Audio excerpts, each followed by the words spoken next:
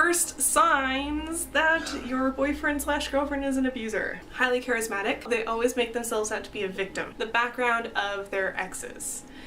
If there's a pattern with their exes of them being psycho, crazy, cheated on them, pretty sure it's gonna be an abuser. Those are the main signs that you'll see in the beginning, but otherwise you're not gonna see anything until you're in a relationship for maybe like 4 to 6 months. Once you hit about 6-month mark, that's when you're really gonna see what's happening. Next thing that's gonna happen is, hey, here's a great example. I was out with my friend.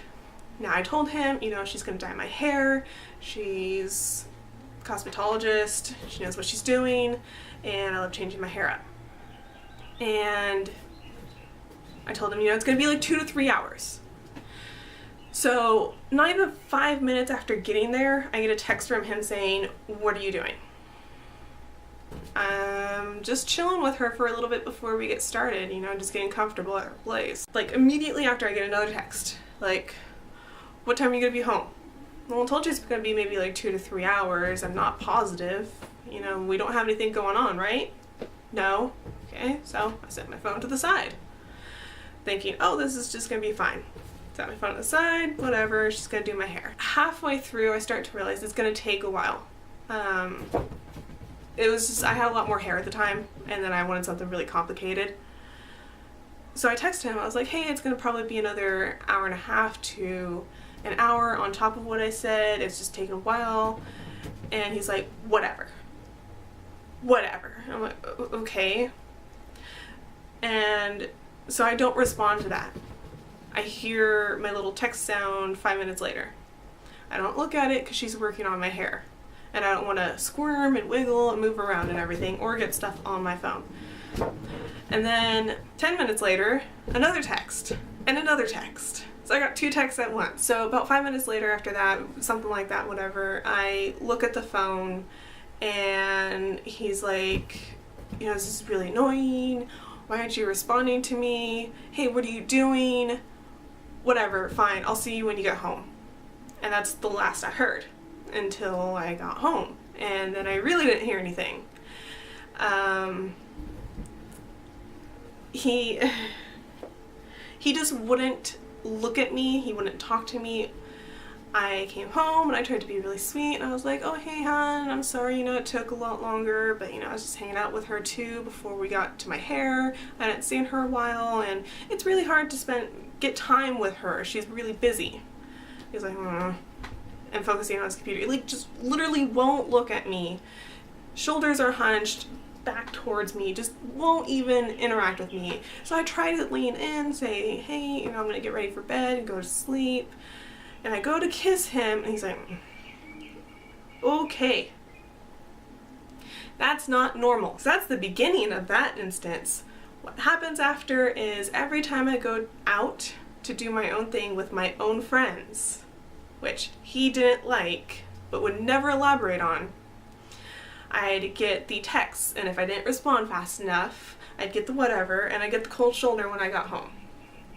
Eventually, I didn't even realize this at the time, but I stopped going out with friends, stopped talking to them, and like, I literally, by the time it really took full effect, I think I stopped talking to my friends and seeing them for just under 1.5 years.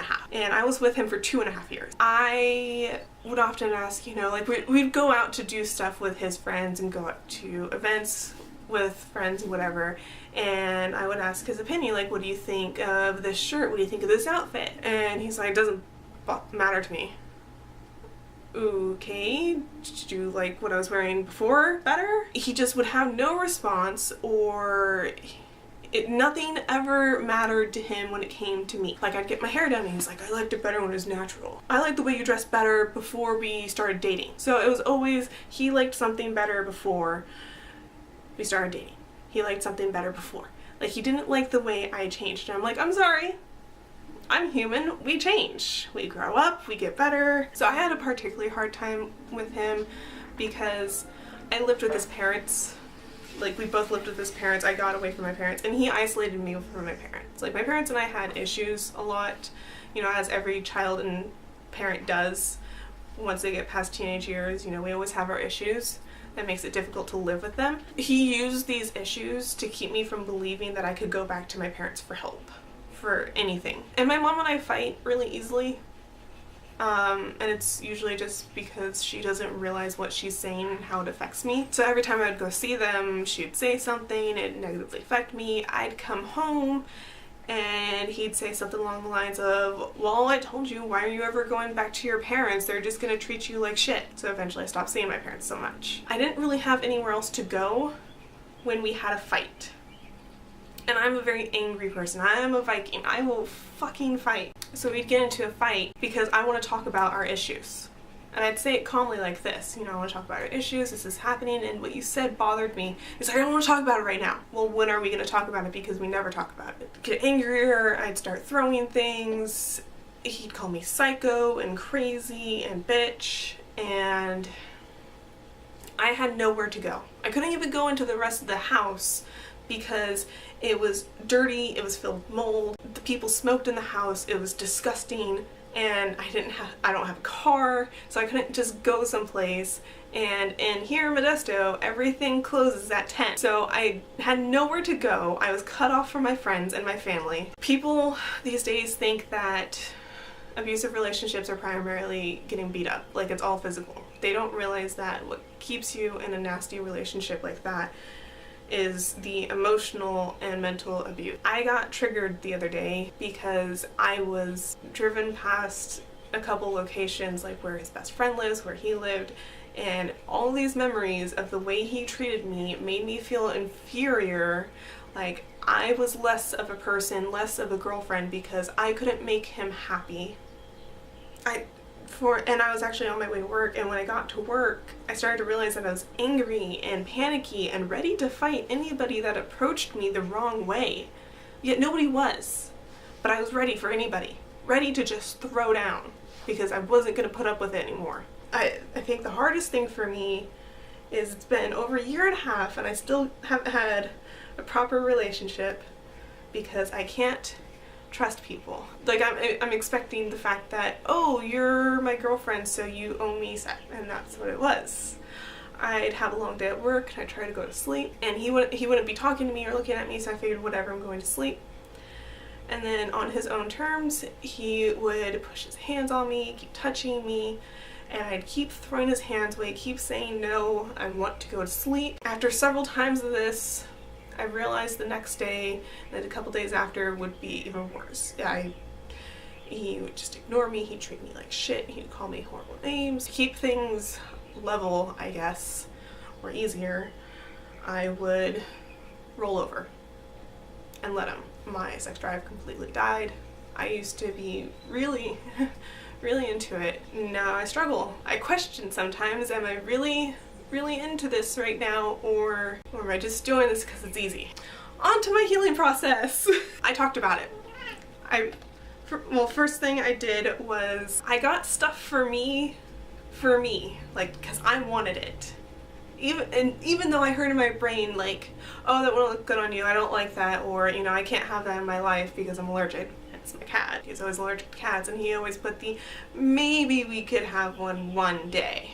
Nah, I got a cat. As soon as I was out, got a cat. I made sure to reconnect with my friends and talk to them. I apologized for not talking to them, and they were the best friends ever. They said, it's not your fault. It's not your fault. You were wrapped up in an abusive relationship. He was an asshole. And they were just glad that I got out of it. And then they were so patient because it took me months. I mean, every time I was with them, I'd go on a rant about how horrible he is, what a dick he is, stay away from him, his friends, all these memories that were tormenting, all the nightmares I was going through. I mean, it finally died down about 6 months that I can finally stop, like, talking about, doing all these little things for myself and taking time for myself and pushing myself to go out every couple weeks and hang out with friends. Finally got me to the point where I can go weeks without thinking about him. Unfortunately, when I do think about him, he sticks for a couple days, which sucks.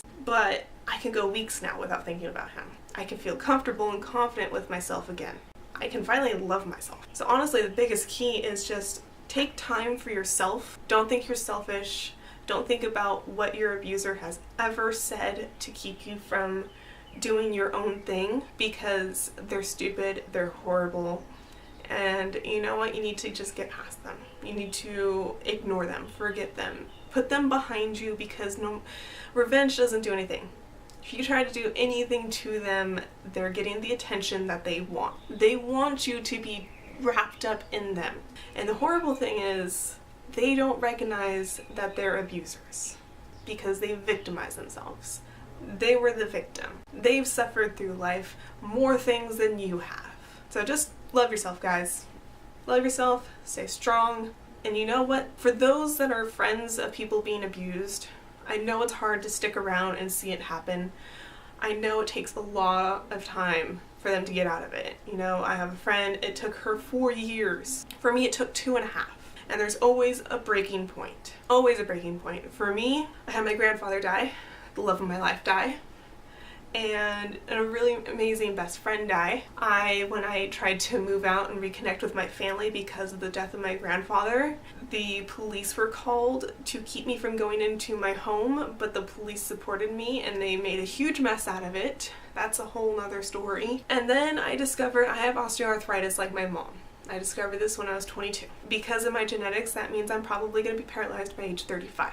So I want to do a lot of things with my life. And when I was talking to him about this, he was talking about how he'd follow me, and I'm like, what about your daughter in Washington? What about your dreams to work yourself up and go there and move and get custody, at least partial custody, and take care of her?